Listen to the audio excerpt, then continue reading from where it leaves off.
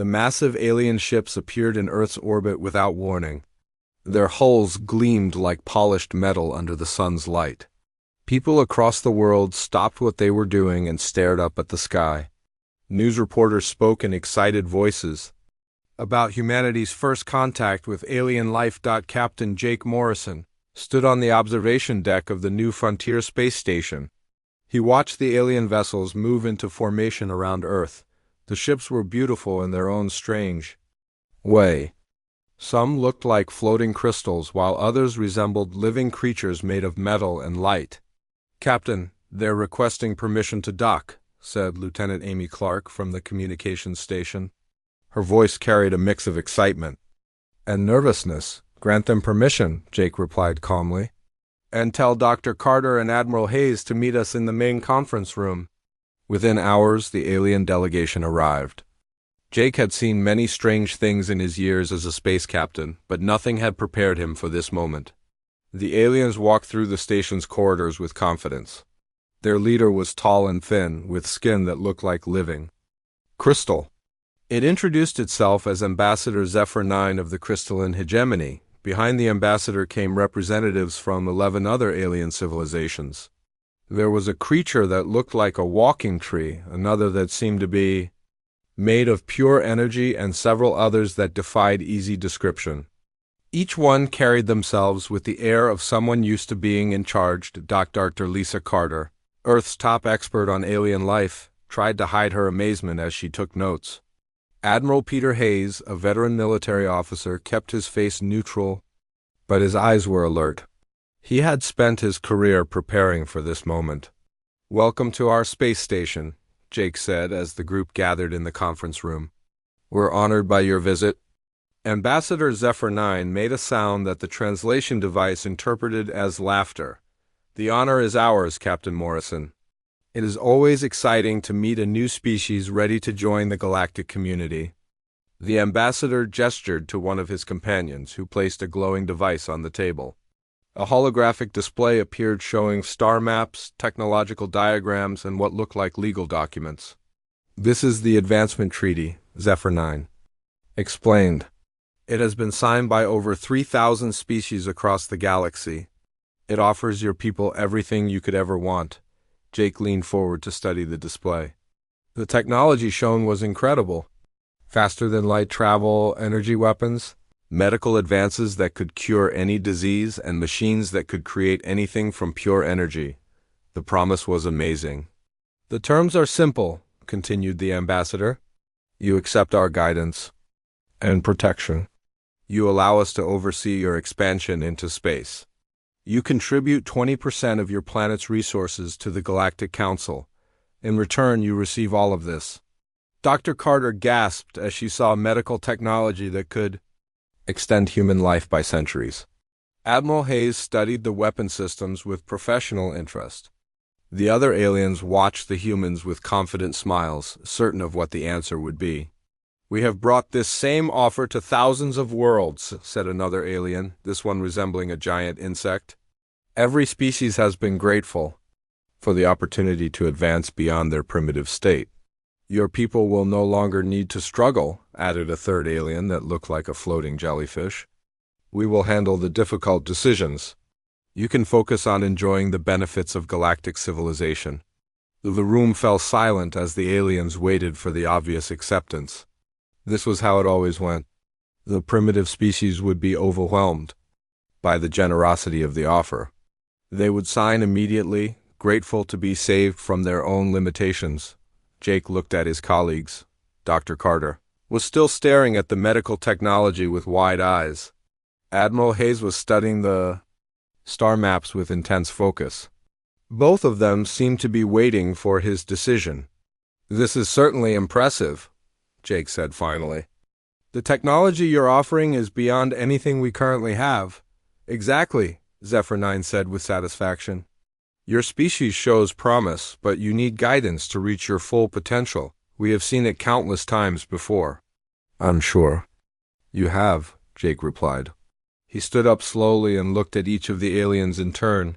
"But I'm afraid our answer is no." The conference room became completely quiet. The aliens stared at Jake as if he had spoken in a language their translators couldn't understand.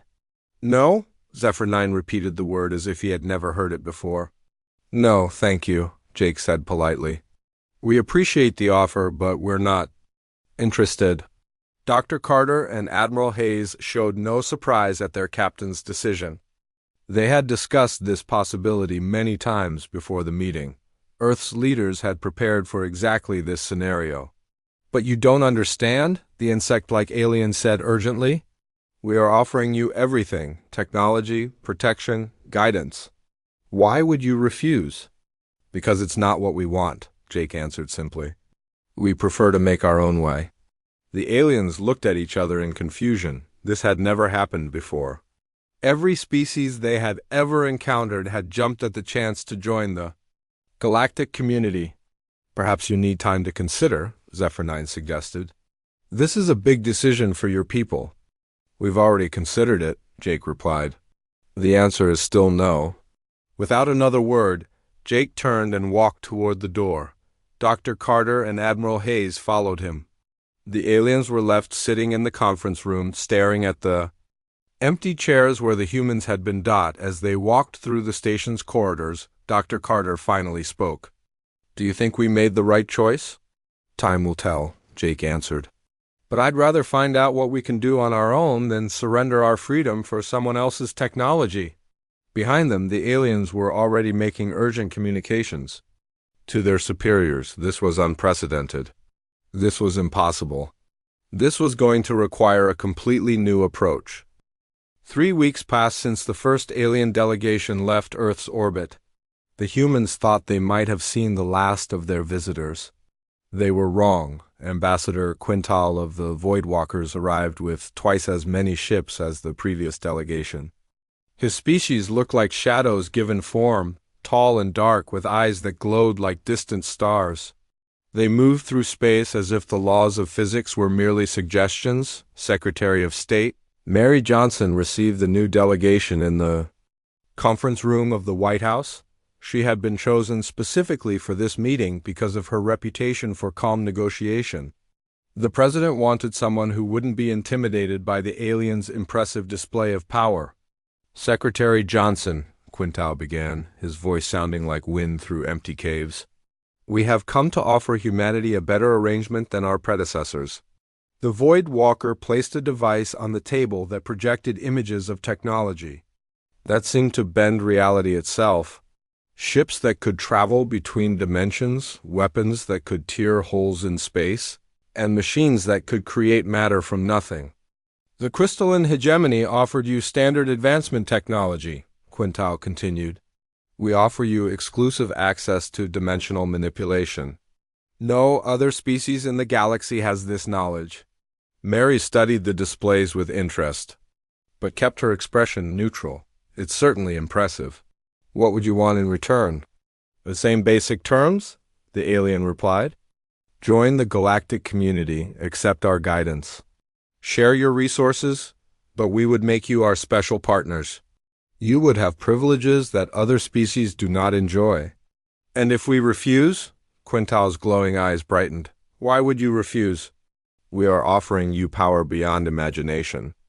Your species could become one of the most influential in the galaxy. Mary leaned back in her chair. Mr. Ambassador, I appreciate your offer, but our answer remains the same. No, thank you. The Void Walker stood so quickly that his chair fell backward. This is impossible. You cannot refuse this offer. No species has ever refused dimensional technology. We're refusing it, Mary said calmly. We're not interested in joining your galactic community. Quintal left Earth that same day, his ships disappearing into the void between dimensions. But the aliens were far from finished. 2 days later, the Hive Mind Collective arrived. Their ships looked like living organisms, pulsing with internal light. The beings themselves were even stranger. They appeared to be individuals, but they all spoke in perfect unison and moved with identical precision. General Alex Turner met with them at the Pentagon. He was a career military officer who had seen combat on 3 continents. The sight of the hive mind representatives didn't shake his composure. General Turner, they all said at once, their voices creating an eerie harmony. "We bring you the greatest gift possible. Perfect unity, perfect peace, perfect understanding." The hive mind's technology was different from what the previous aliens had offered. Instead of machines and weapons, they showed images of minds connected across vast distances. Civilizations where conflict was impossible because everyone thought. "As one, join with us," they continued in their unified voice. "Share our consciousness. Your species will never know war, hatred, or loneliness again. Every human will be connected to every other human. You will be truly united." General Turner listened to their offer with growing unease. "You're talking about taking away our individual thoughts. Individual thoughts create conflict," the hive mind replied. "We eliminate conflict by eliminating individuality. It is the ultimate evolution." "That's not evolution," Turner said firmly. "That's extinction. You're offering to erase what makes us human." "You will still be human. You will simply be better humans. Improved humans, perfect humans." Turner stood and walked to the window, looking out at the city below. Millions of people going about their daily lives, each one thinking their own thoughts, making their own choices, living their own stories.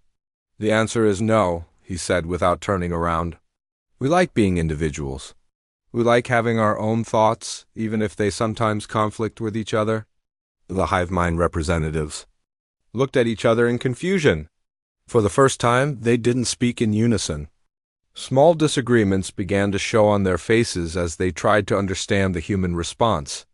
"But perfect unity is the goal of all evolution," one of them said. "According to who?"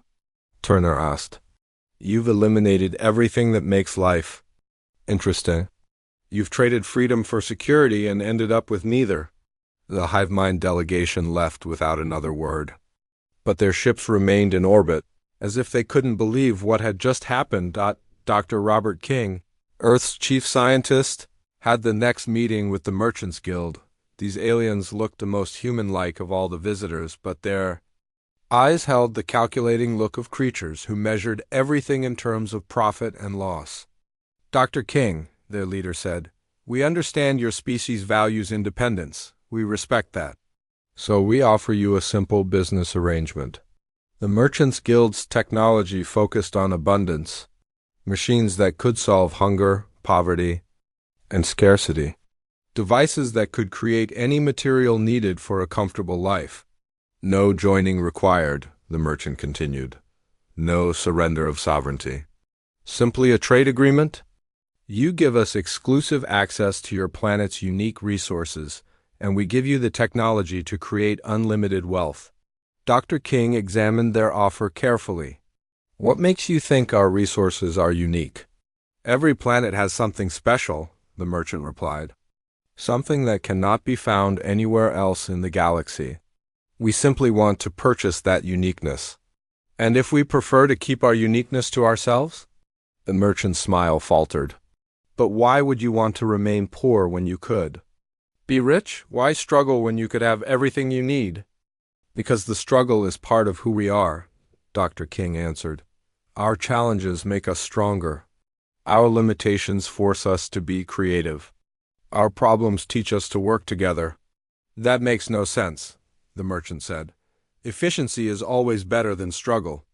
"Not to us," Dr. King replied. "Thank you for the offer, but we decline." As the Merchants Guild ships departed, emergency sessions began aboard the remaining alien vessels. Representatives from dozens of species gathered in virtual meetings that spanned the galaxy. Never in the history of galactic civilization had a species refused all offers of advancement. The aliens had tried everything. They had offered technology, power, unity, and wealth. Each time, the humans had politely said no. Some aliens suggested that humans were simply too primitive to understand what they were being offered.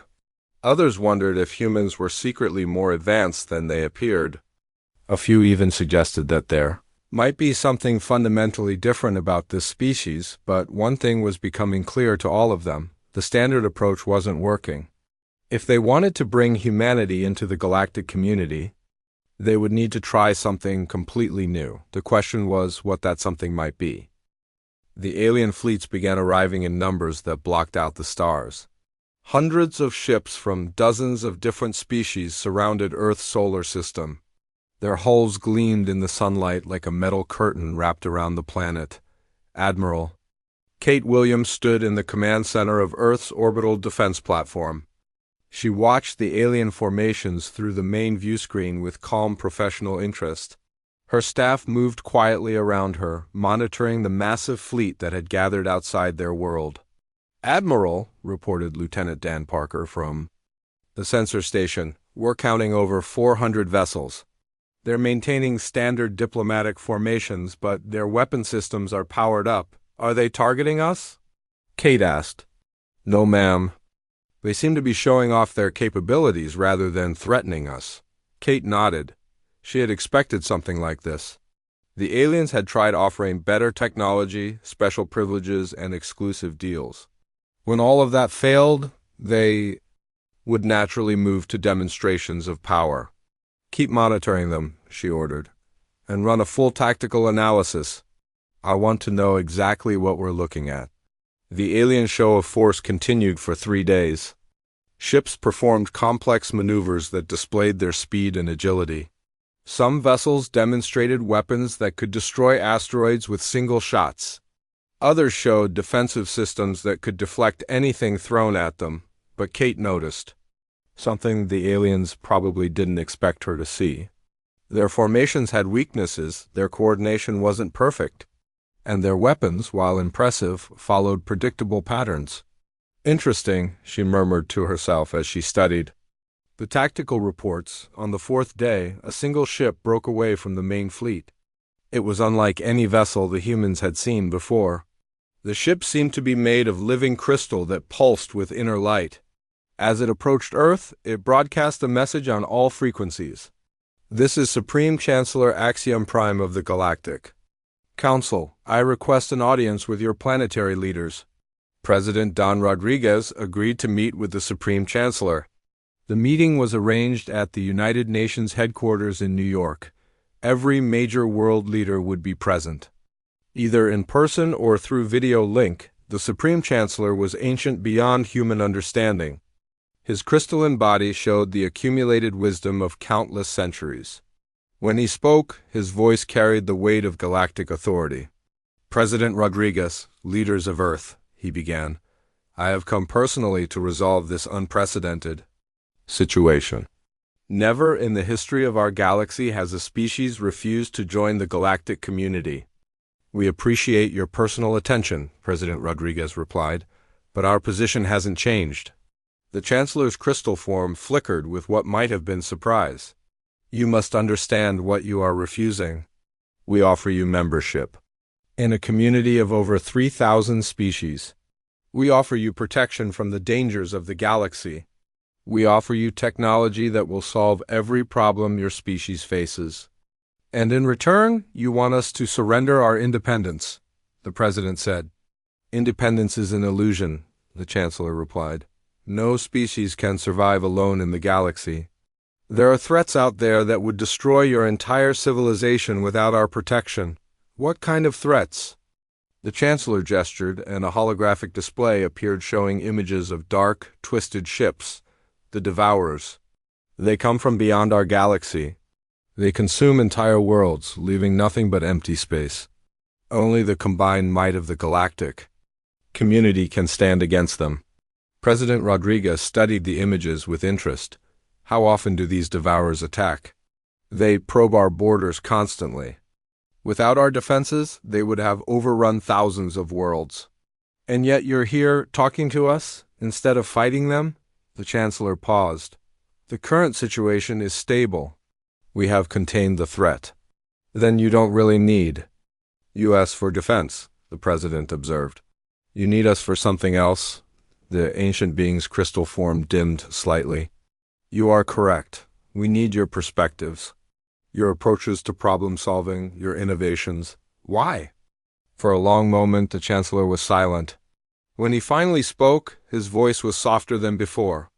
"Because we have stagnated. For over 1 million years, we have followed the same patterns.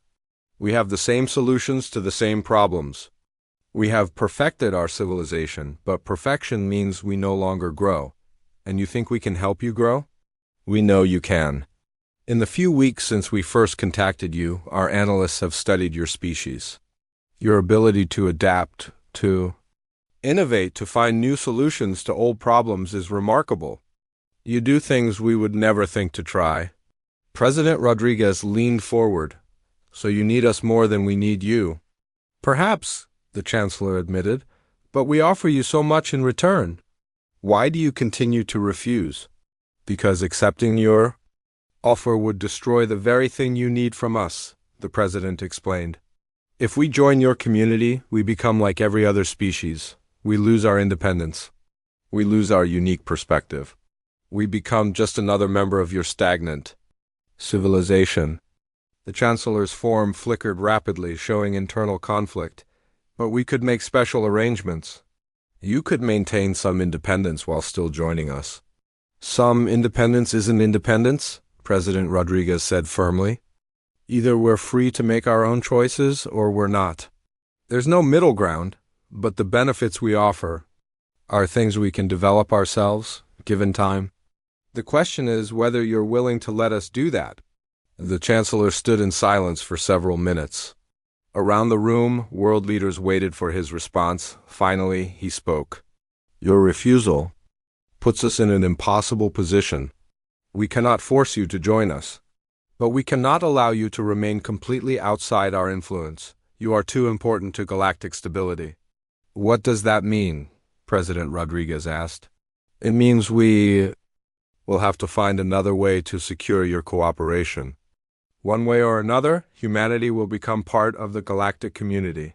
The Chancellor's ship departed Earth that same day, but the alien fleets remained in orbit, watching and waiting. Admiral Kate Williams received new orders that evening. Earth's defenses were to be placed on high alert. The aliens had moved from negotiation to demonstration to barely concealed threats. Ma'am, Lieutenant Parker reported, we're detecting increased communication traffic between the alien ships. They're planning something. Kate studied the tactical displays with growing concern. The aliens were becoming desperate. And desperate aliens with superior technology could be very dangerous indeed. Keep monitoring them, she ordered, and prepare our response plans. I have a feeling we're about to find out just how much the galaxy needs us.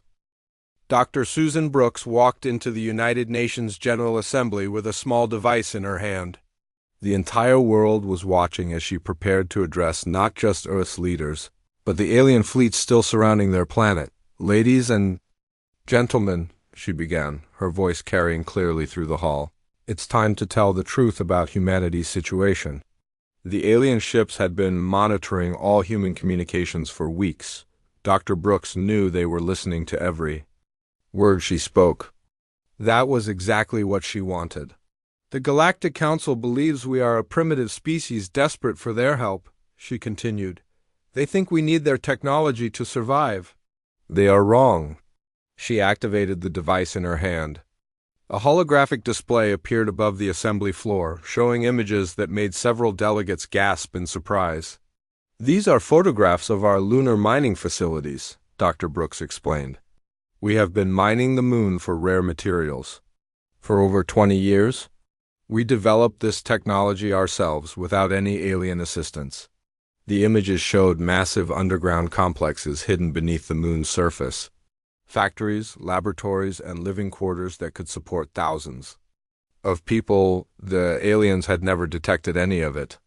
Here are our deep space monitoring stations, she continued, changing the display. We have been watching alien civilizations for 30 years. We know about their technologies, their weaknesses, and their social structures. More images appeared, showing hidden installations throughout the solar system. Observation posts that had been tracking alien movements across the galaxy. Humans had been studying their visitors long before first contact. Commander Neil Peterson stood and walked to the podium. He was the head of Earth's most classified military project. Today, he would reveal secrets that had been hidden for decades. In 1987, an alien scout ship crashed in the Pacific Ocean, he announced. We recovered the wreckage and began reverse engineering their technology. We have been developing our own versions of faster-than-light travel, energy weapons, and defensive systems ever since. The display changed again, showing sleek, human-built spacecraft that looked nothing like the aliens' vessels. These ships were smaller, faster, and more efficient than anything the Galactic Council had ever seen. Our first successful faster-than-light test was conducted 15 years ago, Peterson continued. We have been making secret trips to other star systems, studying the galaxy from our own perspective. Several alien ambassadors who had remained on Earth began speaking urgently into their communication devices. This was information their superiors needed to know immediately. We chose not to reveal our capabilities during the first contact meetings, Peterson explained. We wanted to understand what the aliens truly wanted before showing our hand. Dr. Ellen Hayes, Earth's leading scientist, took the podium next. She was known for her work on theoretical physics, but few people knew about her classified research projects. The Galactic Council has several problems they have been unable to solve for centuries, she began. Their energy distribution systems are inefficient. Their faster-than-light communication network has significant delays. Their defensive systems have critical vulnerabilities. She smiled as she activated her own presentation. We have solutions for all of these problems. The display showed technical diagrams that made the alien representatives lean forward in their seats. These were innovations that could revolutionize galactic civilization. Our energy distribution system can increase efficiency by 40%, Dr. Hayes explained. Our communication network can eliminate delays across galactic distances. Our defensive improvements can protect against the weapons the aliens showed us. But most importantly, she continued, we have solutions to the devourer problem. The room fell completely silent. Every alien representative stopped what they were doing and focused entirely on Dr. Hayes. The devourers are not invaders from another galaxy, she said calmly. They are a natural phenomenon. They are what happens when a civilization becomes too dependent on artificial technology and loses touch with organic innovation. She changed the display to show her research findings. The devourers are actually former civilizations that merge completely with their machines. They consume other worlds because they have forgotten how to create or grow anything themselves. The reason the Galactic Council cannot defeat them is because they are becoming like them. They have stopped innovating. They have stopped growing. They are slowly turning into the very thing they fear. The alien ambassadors began urgent communications with their fleets. This information changed everything they thought they knew about the galaxy's greatest threat. Humanity's refusal to join the galactic community is not stubbornness, Dr. Hayes concluded. It is the only way we can remain capable of the kind of thinking that can solve these problems. Dr. Brooks returned to the podium for the final revelation. The Galactic Council needs us far more than we need them, but they need us to remain independent. If we join their community, we become like every other species. We lose the very qualities that make us valuable. She looked directly at the cameras, knowing the aliens were watching. We are willing to help solve the galaxy's problems. We are willing to share our innovations, but we will do so as equals, not as subjects. Any species that wants to work with us must do so while maintaining their own independence. We will not accept vassals, and we will not become vassals ourselves. The transmission ended, but the message was clear. Humanity had been holding back their true capabilities. They had been testing the aliens just as much as the aliens had been testing them. Within hours, the alien fleets began repositioning themselves. Some ships moved closer to Earth, but not in threatening formations. They were requesting permission to approach for negotiations. Other ships began departing the solar system entirely, carrying news of humanity's revelations back to their home worlds. The galaxy was about to learn that the primitive species they had been trying to recruit was actually more advanced than many of the civilizations that had rejected them, but more importantly, the galaxy was about to learn that there was an alternative to the stagnant system that had that made a galactic civilization for millennia. The real question now was whether the aliens would be willing to change their entire way of thinking to work with this strange species that insisted on doing things their own way. Captain Greg Allen stood at the podium in the massive conference hall that had been built on the moon. Representatives from over 200 alien species filled the seats before him. The same aliens who had once looked down on humanity now waited eagerly for his words. "Ladies, gentlemen, and honored beings," Greg began, "we are gathered here today to discuss a new way forward for galactic civilization.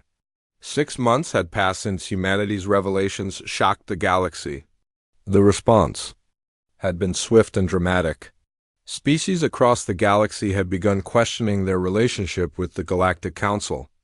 Many had started withdrawing from the old system, declaring their independence and seeking new alliances. Ambassador Zephyr 9 of the Crystalline Hegemony was the first to speak. "Captain Allen, my people have left the Galactic Council.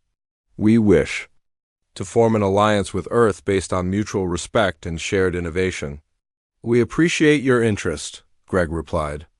"But first, tell us what you can offer that maintains your cultural identity while contributing to galactic progress." Zephyr 9 straightened with pride. "We have begun developing new crystal technologies using principles we learned from studying your approach to problem solving. We have created energy storage systems that are 30% more efficient than anything we had before." "Excellent," Greg said. "That's exactly the kind of independent innovation we're looking for." The next speaker was Commander Vex 7 of the Mechanical Collective. His species had been part of the Galactic Council for over 50,000 years. "Captain Allen, we have dismantled our central control systems. Each of our worlds now operates independently. We have already begun developing new technologies that we never would have considered under the old system." "What kind of technologies?" Greg asked. "Organic mechanical hybrids," Vex 7 replied. "We are learning to combine living systems with mechanical ones in ways that create entirely new capabilities. Our productivity has increased by 20%. And our innovation rate has tripled," Greg nodded approvingly. "That's what happens when you stop following someone else's rules and start making your own." One by one, the alien representatives presented their new approaches to technology and governance. Each species had taken humanity's example and adapted it to their own unique circumstances. The results were remarkable. The former Hive Mind Collective had split into smaller, independent groups that maintained communication but not control. Their problem-solving abilities had improved dramatically once they allowed for disagreement and debate. The Merchants Guild had stopped focusing purely on profit and had begun developing technologies for the benefit of their own people. Their new innovations were already spreading to other species through voluntary trade agreements. Even the Void Walkers had changed their approach. Instead of using their dimensional abilities to dominate other species, they had begun exploring new dimensions and sharing their discoveries with anyone interested in learning. "The transformation has been remarkable," reported Dr. Sarah Kim, Earth's chief diplomatic analyst. "Galactic innovation rates have increased by an average of 40% across all participating species. New technologies are being developed at a pace not seen in over 1,000 years. But the most significant change was in how the galaxy was dealing with the Devourer threat. The new defense network is operational," announced Admiral Frank Taylor, who had been coordinating the multi-species effort. "Instead of a single, centralized system, we now have hundreds of independent defensive forces that can adapt and respond to threats in real time." The results had been impressive. The Devourer probes that had been testing galactic defenses for centuries were now being repelled with ease. More importantly, some of the Devourer ships had actually begun communicating instead of attacking. "It appears that maintaining our independence and innovation has had an unexpected effect," Dr. Taylor continued. "The Devourers are attracted to stagnant civilizations.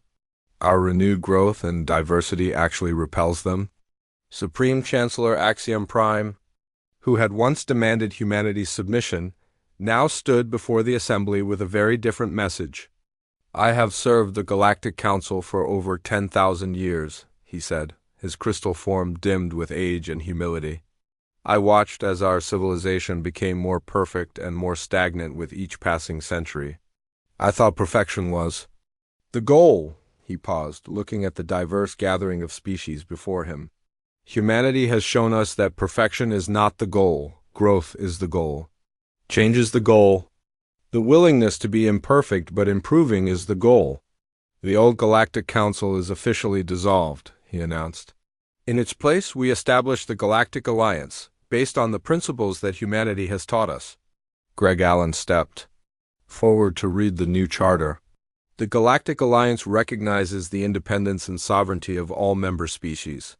No species shall be required to surrender their autonomy or unique characteristics. Old technologies and innovations shall be shared freely, but adoption shall be voluntary. Alliance members commit to maintaining their cultural identity while contributing to galactic progress. Decisions shall be made by consensus, not by central authority. The Alliance exists to support member species, not to rule them. Any species wishing to join the Alliance must demonstrate their commitment to independent innovation and cultural preservation. The Alliance will not accept members who seek to dominate others or who have abandoned their unique perspectives. The Charter was signed by representatives from over 300 species. It was the largest voluntary alliance in galactic history. As the signing ceremony concluded, Greg reflected on how dramatically things had changed. Humanity had gone from being courted by the galaxy's most powerful civilization to becoming the inspiration for a completely new form of galactic government. "Do you think it will work?" asked Dr. Kim as they watched the alien representatives celebrating their new alliance. "It's working already," Greg replied. "Look around you. 6 months ago, these species were stagnant and afraid. Now they're innovating, growing, and solving problems that had puzzled them for centuries. All because we said no to their first offer. All because we stayed true to ourselves," Greg corrected. "The greatest gift we could give the galaxy wasn't our technology or our knowledge, it was our example." As the celebration continued, messages began arriving from distant parts of the galaxy. Species that had never been part of the old Galactic Council were requesting information about the new alliance. The idea of independent cooperation was spreading far beyond the traditional boundaries of galactic civilization humanity had rejected. Every treaty the aliens had offered. In doing so, they had created something far better than any treaty could have provided. They had created a new model for how different species could work together while remaining true to themselves. The galaxy would never be the same.